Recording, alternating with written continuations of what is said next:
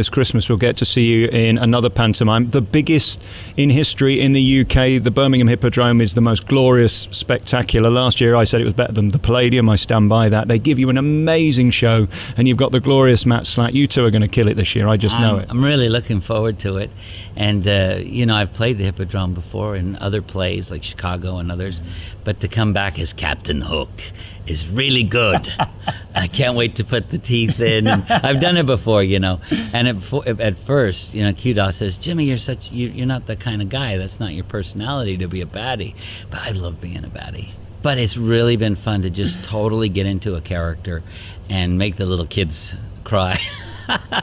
I know that sounds demented, but I love it. And I love that you can still be yourself and still do your hit records and have people love it when you can laugh at yourself a bit and just enjoy the moment and be a part of a great cast that we have this year. I know you're not going to like this because compliments never sit well with you, but to be the biggest face and the biggest name in the #1 panto must mean that you're still incredibly relevant and people still want to see you. That's got to be humbling after all these years. It's fantastic. It's humbling to be the biggest face. I got to work on that. No, it is humbling, and I'm so honored.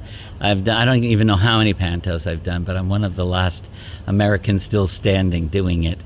And because I get it. I mean, I grew up over here. I love this culture. I love this country. I love the people I work with. And it is bizarre, isn't it, panto, when you think about it? I mean, you got men dressed as women, women dressed as men with one hands playing captains on a ship. I mean, it's very confusing. It's the story of my life. Are you kidding? I mean, that's the way I grew up on variety television. Seriously. I mean, Milton Berle would dress up like a lady and come out and do Carmen Miranda, and I'd do Paul Lynde and I'd dress up as a shark. I mean, there's nothing different than the way I grew up. That slapstick humor. And I'll give it to you guys over here. You really are funny. And I love how intelligent these pantomimes are written because it speaks to all the different demographics that come.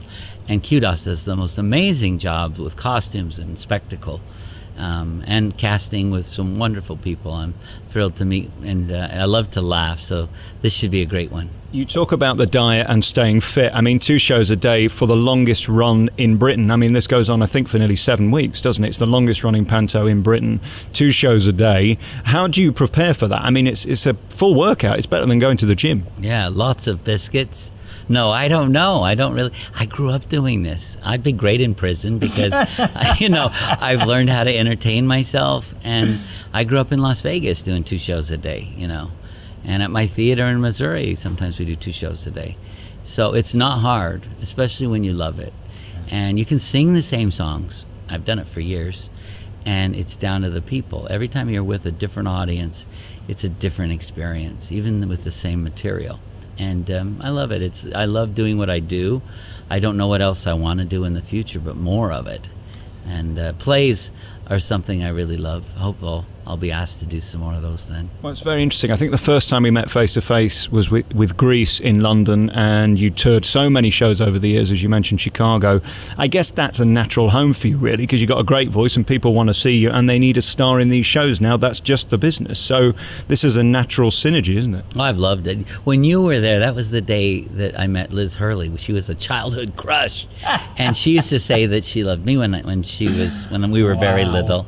So she came in that day, and I think I was a mess. I was a wreck.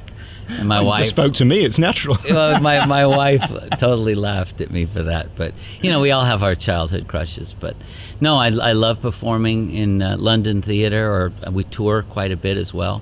I spent a little bit of time in Ireland doing Grease there, and I just got back doing my little Moon River tour there.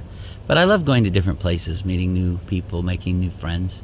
What else is there? I've watched you all over the country do your show, and very finally, the reaction of your audience. It is incredible, and you're all growing up together, if you know what I'm saying. But these ladies, they're still as obsessed with you as they ever were, Jimmy. Well, they used to bang and scream on the doors. Now we just let them out. No, but it is cool, and you do see people that went to see you at the Royal Albert Hall or wherever, and they still come along to all of these shows, and they go on tour with you practically, and it just blows my mind after so many years to have so many loyal friends.